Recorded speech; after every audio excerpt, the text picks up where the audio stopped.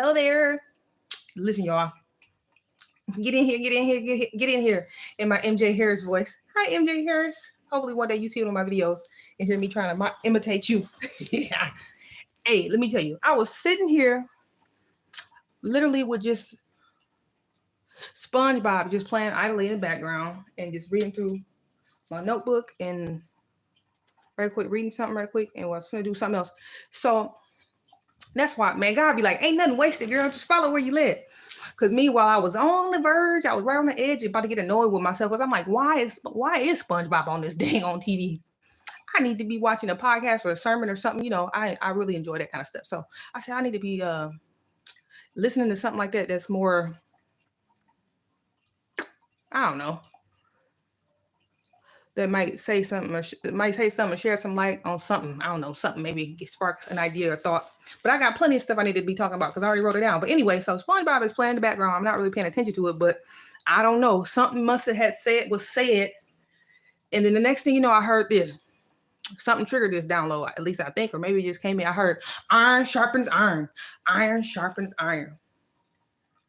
And I just sat there with that for just a second. This just happened, y'all, so excuse me. Because I kind of got excited. I said, I know what that means. Yeah, iron sharpen iron. But then I had to go and double check. I said, let me look this up and be sure I'm right on with what I think it means. Because for me, at the moment, I was like, yeah, that means you be around. Just be sure that what you ingest in, the people you talk to, the stuff you watch, what you read, just whatever you give your energy to, that is sharp. As you sharpen it, it's sharpening you. And then it just hit me how, like, that's actually super dope. Iron sharpen iron. And just to like live your life like that and just be mindful of that, being real intentional and deliberate, that's how you roll it. Iron sharpen iron. And then what it brought to mind is how, like, you got to figure out a way to, in order for that to really happen, though, you got to figure out a way to put that pride to the side and be okay with being a small fish in a big pond. That's what he said. He said, because in order for you to truly get the benefits of what iron sharpened irons mean, in order for you to get the true benefit of what iron sharpening iron mean, you got to be able to toggle between this student teacher role. It's like this dual role you live in life. Not that you were like formally doing this thing, but I mean, because how, you know how they say life is something you living out on Earth school. Earth is a school. It's the universe. It's a university, right?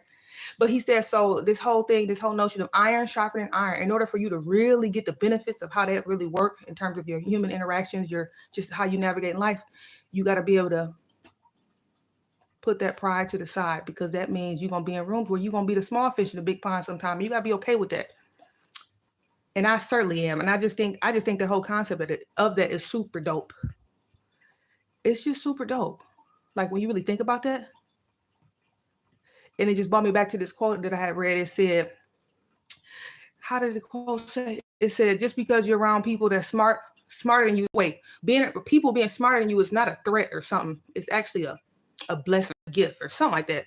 So when you're in rooms or involved with people or interacting with people that are actually a little smarter than you or know a little bit more than you on a specific thing or whatever, hey, that's a gift. That ain't no threat. But the ego will have you perceiving that all wrong, and it'll make you swim over there. It'll make you swim out of that environment because you don't want to be your ego don't want to be no small fish in no big pond. Your ego want to go over there and be the big fish. So that means you stand super stunted, because if you can't learn nothing from something you can't learn anything too much from somebody who haven't evolved to where you at. But the ego like that idea. So he'll make you leave an environment that would sharpen you just to go somewhere to satisfy it. And that's kind of sad. But so he just brought that to mind though. So being around somebody who know more than you, that's the best gift in the world, because he about to sharpen you. Plus, you don't want to be the person that's always sharpening somebody, because eventually you're going to get dull. Hence being a big fish in a little pond. But he said, and so for you to really get the benefit of what that really means and how that be working, and how dope that is. Like they say, like mentors got mentors. Like head pastors and bishops got people that they kind of go to get to bounce ideas off of people who are in leadership with them, or maybe even be a little more evolved than them. Don't nobody just know it all, and you can learn something. You can always learn something. And it's just super dope. I thought, man, I love that idea. And I don't know if it's just because I'm just inherently just kind of curious, and I just like learning about other people's perspectives and stuff. And I know I don't know it all. I definitely get that. And even if I hop on here and share something that come to my mind, I'm never coming from a space of because I think I'm some bald head, hat wearing guru. Man, I just get a cool download. I just think I'm happy. I'm grateful that I enjoy doing it, because I said eventually, if I'm hitting the nail on the head with something I might say could help somebody else and resonate with somebody else. So I just think it's dope. So yeah, but I heard that iron sharpens iron.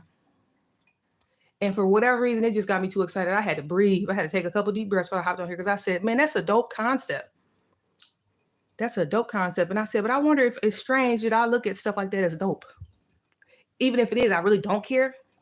But I just was thinking about that. I'm like, damn, because I do know it's a lot of people who just don't want to be a small fish in a big pond. And that's why they won't grow or evolve. That's why they won't start their business or write that book.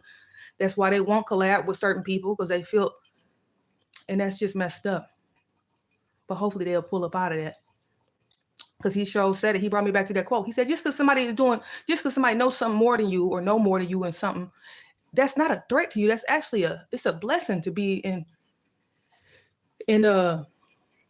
environments where you can learn something, pick something up, man, so you can get sharper. Don't you want to be sharp?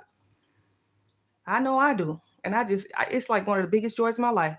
And I don't know if it's because my North Node is popping off and I'm slide up into that Sagittarian energy, that philosophical nature, explorer, learner, just big picture thinking, trying to just understand just what's going on in different perspectives. I don't know if that's that North Node thing for real, because I don't know, but I just really enjoy it. And I just think the concept of iron sharpening iron, if people could really adapt that mindset and be okay with being a student sometime, no matter how old you are and no matter who you interacting with, it's okay to be a student sometime, be a student and a teacher, because that's how you grow. That's how you grow. And I just think that's so dope. So I heard that and I said, let me hop on here. Iron sharpen iron. I don't know. That's just a cool concept to me. But anyway, when I looked it up, I said, I didn't know. I think when I looked it up, it said that's somewhere biblical. I was like, for real? I didn't know that. I thought that was just a saying. But I think that's the coolest thing ever. But you have to let your guard down in order to be able to do that. And it just go to show how much your egoic personality, if you are unconscious or asleep, to how it be blocking you from your blessings. It be blocking you from your blessings left and right. It just wants you to stay in the box, in the pocket, shrunken. Don't want you to see nothing no other way. Thinking your way is best. Make you believe that everything that you think that you really have a conviction in your heart that's true is true. It don't want you to be malleable. It don't want you to explore. It don't want you to be curious. And it's just a whole big old setup. It is just kind of sad. But anyway, so I thought, let me just hop on here and share that. Man, iron sharper iron. That's why you got to figure out at some point in life, you got to figure out a way to open your mind at least some. Otherwise, you're going to be pissed off. Because to be real rigid in your thinking like that, man, you ain't gonna never, if you're rigid in your thinking, then you gonna if you got a belief that life is supposed to be hard and miserable, no pain, no gain, work hard, play hard, and connecting with your inner child is frivolous. If you got that fixed and ingrained into your mindset and you ain't malleable and willing to see that from some other way, man, you setting yourself up to have a miserable ass life, because that's a harsh way to view reality.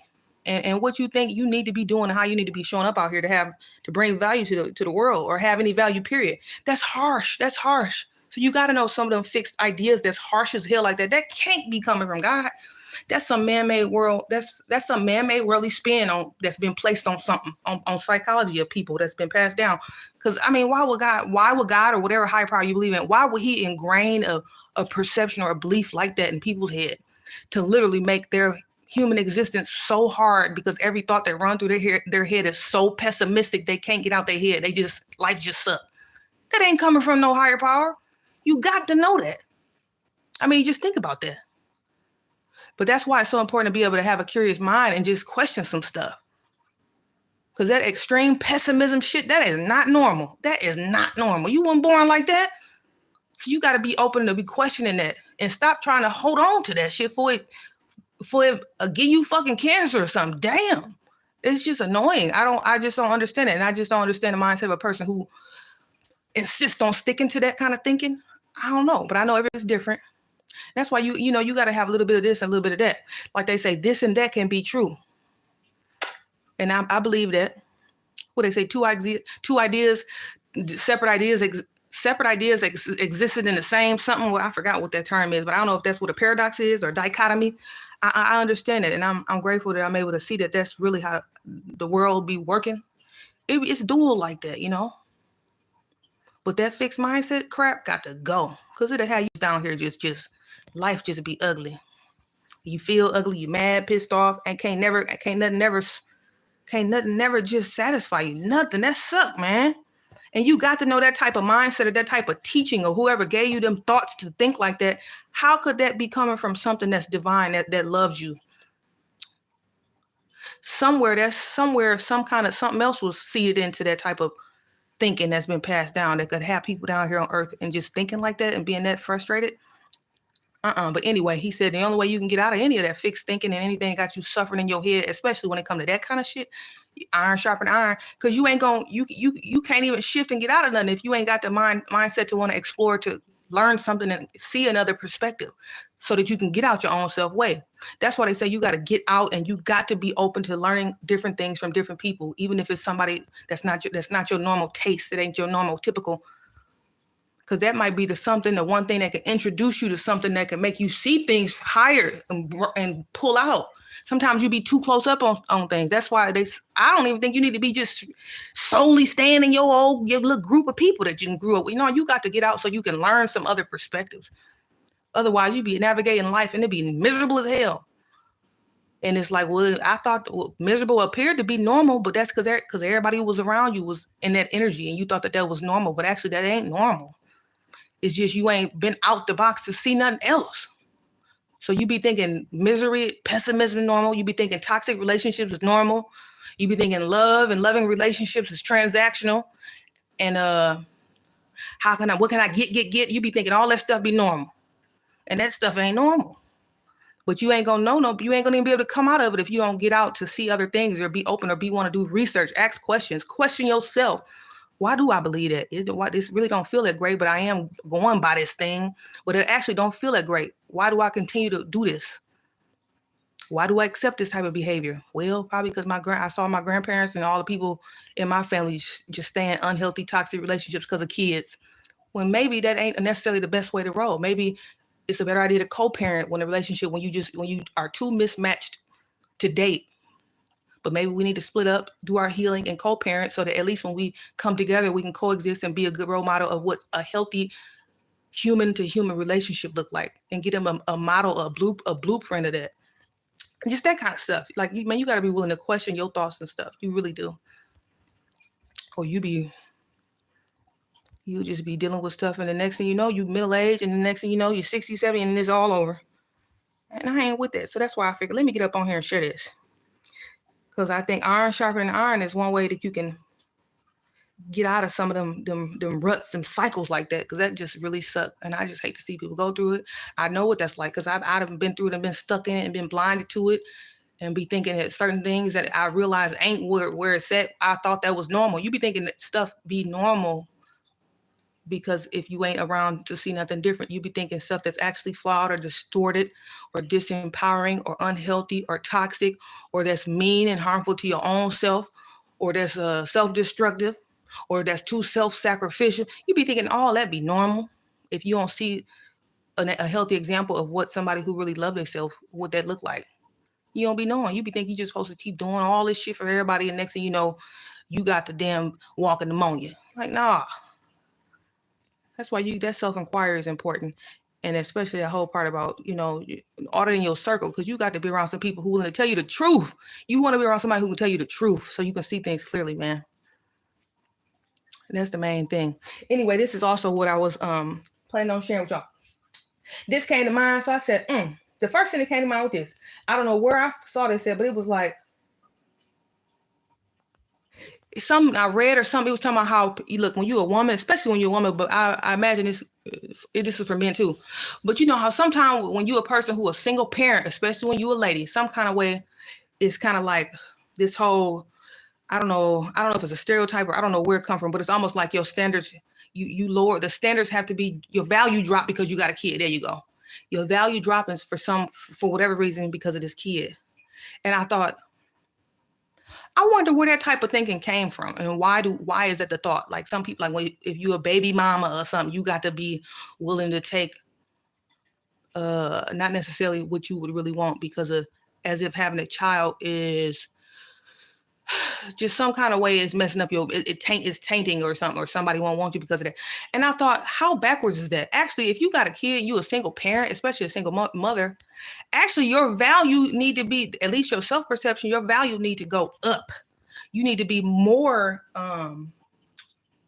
your standards need to go up, because you ain't supposed to be having nobody around your kids. So just because you a single parent, that don't mean you supposed to accept bullshit from anybody. You actually don't. That your standards need to go up even higher, especially if you got a kid that's young. Now I ain't talking about a little baby, but a kid that's young enough that still got an impressionable mind. Well, that's somebody who you raising and who you are responsible for their consciousness. And so if you're gonna bring somebody in outside of the father, bring somebody else new into the picture, your standards got to be higher, because you got a baby that could be influenced by this party. So no, if you are a single parent, your value and standards and stuff actually supposed to go up. And I wonder why there's been something that's been beat down into some, especially some women's minds, that like in some kind of weird ass way, if you're a single parent, you can't get what you want. You deserve what you want. You deserve a high value man, period. Even though you got a fucking kid or not. And I said, that's so distorted. That's so bogus. You ain't got to accept no stupid ass treatment just because you got a kid. You got a couple kids out of wedlock. So fucking what? Actually, your standards are supposed to go up higher, because you don't want nobody having no type of psychological influence on your babies. Period. So that you need to be looking for a high value, super high value, somebody who is conscious and awake, self-aware. And I mean, they make a little money. And it ain't necessarily all about being wealthy and rich, but I thought you need to be having somebody conscious and aware, self-aware, and evolved in their thinking, got some level of self-accountability. That's what you want around your babies. So you ain't got to be selling for no breadcrumbs just because you're a single parent. So I thought, yeah, that's a lie. That's debunked, because I don't know. I don't got no kids, so I never really had to think about that. But I ran across something that I read or heard or something, and I thought, damn, somebody done warped the standards. They be trying to warp people's minds and twist people's minds. Like, nah, that's messed up. That's a messed up way of thinking. But that's why you got to question shit. You ain't got to just settle just because you got a baby and you a single parent. That's the stupidest shit I ever heard. Anyway, so I had to get that out, because I thought, damn, because I do know people. And I remember coming up, it was women that I was around that was a little older than me, was single, and they was dealing with just dealing with just old last chance type people. Like it was a last chance, and it was somehow kind of linked to this idea that because they might have been a single parent or something, the value dropped. So they kind of was dealing with these last chance type people. And I'm like, no, they got the game twisted, and somebody didn't lie. And that's why I said, don't let nobody lie to you. Don't let nobody lie to you, because that's a big lie, and that's bogus. And then the other thing that came to mind that was real interesting to me was this. What I saw?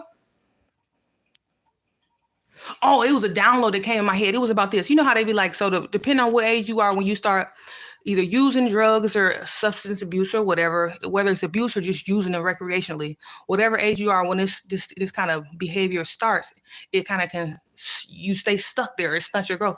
And for whatever reason, that dropped into my mind in the middle of the night. And I was just thinking about that. I said, how is it going to stunt somebody's growth? What do they mean by that? And then it came through, like the download that came through that was like, first of all, ain't nobody mind fixed, but depending on what age you are that you start using drugs, you do get stunted, at least temporarily, unless you want to do a lot of work. Because the earlier you are that you start using external things to help quiet your mind, it's impeding your natural ability to be able to self-regulate. That's what he told me. So if you got to use whatever you're using to cope, to manage, to escape, the earlier it is that you introduce that stuff introduce that stuff to your life and become codependent on it, it interferes with your ability to self-regulate on your own and be able to do the self-reflection, introspection, and do your own healing work. Figure out a way to, come up with coping skills and use tools and shit like that to just kind of work it out on your own. Once you start bringing in outside vices, depending on how old you are, it do start being something that you completely get super codependent on. And it become harder to break because you started using it so young. And it just become like just something you get super reliant on. But I don't think you become stuck and fixed in your psychology or in your personality or in your mentality forever, because I don't think nothing's fixed. I think what'll happen though, at some point in your adult life, as time goes, you'll get to a point where you'll be forced to have to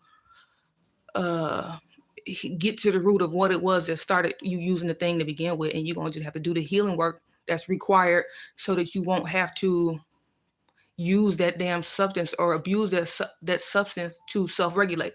You'll be forced to do it, otherwise it'll be super self-destructive, one of the two. But I don't think you just fix and you just stuck and you just gonna be ignorant and dumb and just can't handle nothing emotionally, where every time you turn around you just got to drink something. No, you'll be forced to look at it.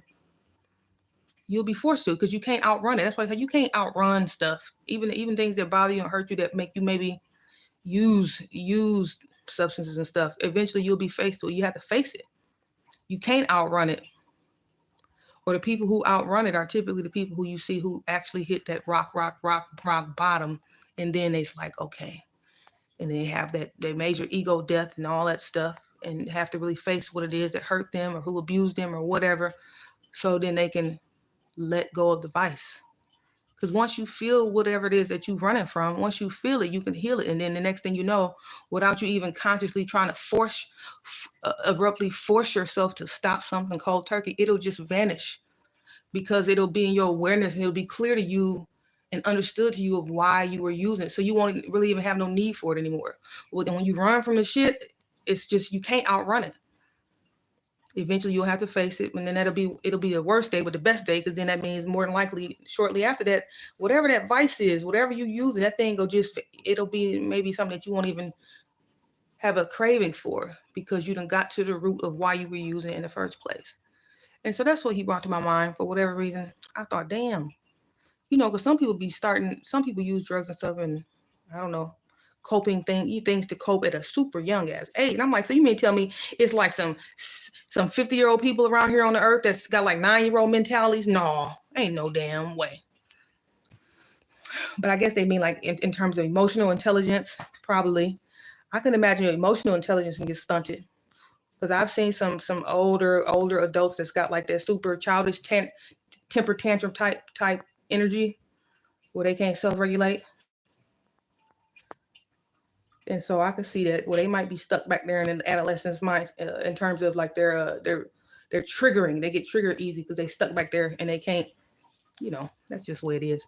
But I thought, ain't nobody fixed it. It ain't ever too late. So you can reverse engineer any of that, because your brain ain't no brick. So they be like, everything fixed, man. Your brain ain't no brick. So you can make new connections, and it just depends on how much work you willing to put in. And I think a lot of times people who be afflicted with all this little stuff, half the time you don't see it at the time, but the reason you afflicted with it and why it's on your nerve and bothering you and you hooked on it, it's because you supposed to heal whatever it is going on with you and your bloodline, because that's got your calling be mixed in that thing. So it ain't just happening just to be happening. No, part of probably what you're here to do is to figure out what it is, heal it for yourself, so then you can figure out a way to help other people in the world who's dealing with the same thing, who haven't had the epiphanies that you had about the damn thing. That's why he's like, ain't nothing wasted, man. You got to know, even if you get hooked on something and you struggling mentally and you got vices and coping skills, it ain't because life trying to slam dunk you. It's because some kind of weird ass way your calling and your purpose be tied into that shit. But your ego personality, and when you too close up on it, you can't even see that clearly. That's why you have to sometimes be able to pause and breathe. Goddamn, go take a nap so that monkey mind can turn off. And then you can sometimes have the opportunity to really be able to zoom out. So that stuff that appear to be as an obstacle, when you write up on it, if your mind is calm enough, you zoom out, you can actually see the opportunity in it. Like, oh shit, actually, okay, so I know why this happened. I know this was a result of me getting wounded back here. So and you feel you can connect the dots better. And then you can figure out how to spin that, like he keeps saying, I keep hearing that, and make beauty out the ashes. That's all he be wanting you to see. But when you be trying to use your ego to force and be trying to, that's why he said, go play. Go play sometime, and he'll show you how to use it. He'll give you the download. He'll make it clear for you, and he'll help you when you playing. Your vibration to raise high enough for maybe a download to come in and say, "Oh shit, I went through that because God wanted me to see this. So now, let me go write these children books." That was the whole idea. It's a method to his madness all the time, man. And you got to know that. Every affliction, that's what's his name said. God, I thank you for my affliction. Because you be going through it because you be about to solve something big and don't even be knowing it. So that's why life don't be unfair. Life be about to bless you. But you just gotta hold the course and hang in there and know that it ain't no special attack. Because many before you be going through the same shit. Everybody be going through stuff. And if you can see it just right and zoom out, man, you can always figure out a way to turn the obstacle into an opportunity. And it ain't just for you financially. It's gonna be something that's gonna help the collective, help your fellow human human race. That's what it be about, man. And I think that's the dopest thing ever. That's why I say you heal yourself, you can heal somebody else. Iron sharpen iron. That's just dope, man. Maybe I'm an eternal optimist, but I don't care. Somebody need to hear it. Because I know it's a lot of pessimistic people in the world, and it ain't their fault. That's some kind of way people be bred to think and shit. And that's just the dark forces of the world. TV and shit have you stand in that pessimistic energy where you can't see no light. You can't see nothing. All you see is shit that's just bothering you and irritating you, and it just keep you low vibing. And that's all intentional. So I might sound like an eternal optimist or some shit where it's like you living in la la land. Well, you might need to hear this though. Because if you're one of them kind of pessimistic ass people, you wasn't born like that. So hopefully something I say will help you be willing and potentially open to trying to view something differently. So you can look at your obstacles and maybe zoom out and be able to finally see that maybe this is an opportunity here. And I've been missing it the whole time because I've been too close up on it. And I've been too insisted on staying pissed the fuck off all the time. Where my vibe been too low, where even if God was trying to show me something, I wouldn't even receive the download anyway. Because I'm vibing too low. And God when he talk to you, if you vibing low, you don't hear shit right. So anyway, I just want to put that out there. I hope this helps somebody. I really do. Man, he just said zoom out. That's why you got to be able to zoom out sometimes. Be willing to be still. Have an open mind. Have an open mind that's, what did he say? I forgot what Wayne Dyer said. A mind that's open to everything but attached to nothing. Open to everything, meaning not loosey-goosey, but open to just hear it. Just hear it. It's new shit. It's new ideas and perspectives and perceptions that's happening through people, life, earth experience every day that you can pull a nugget from that can actually be applied to your life, even if there's somebody on a whole opposite side of the world, a whole other religion, race, culture, it don't matter. A human being, the human experience is the same no matter. The human experience is a human experience. So that's why you got to have your mind open and not be so closed off to where the only people you willing to hear is people who are like you, because that means you hearing the same shit. If they like you, they got the same mindset, damn near, more than likely. So that's why you got to have an open mind. That's the only way you're going to grow. And just pull a little gem from somebody else, even if they in India. Who gives a damn if it can make your earthly experience be a little bit better? So anyway, I just want to put that out there right quick. I love you, whoever come across this, and I just hope it's something I say you can pull a little piece here, there, and put it to whatever you already know, and maybe to make something make sense for you. Your obstacle is actually an opportunity, but you got to pull out to see it clearly, and then let God talk to you. So be still and quiet that monkey mind. Go take a nap. That's why I take power naps, to shut this down. So anyway, I'm gone. I might be back, but I had to get that out because I wasn't about to get no headache. And that's what it's about. That's what this internet's for. Iron sharpen iron. Iron sharpen iron. Put that foolish pride to the side. So I'm gone. Talk to y'all later. Okay, bye.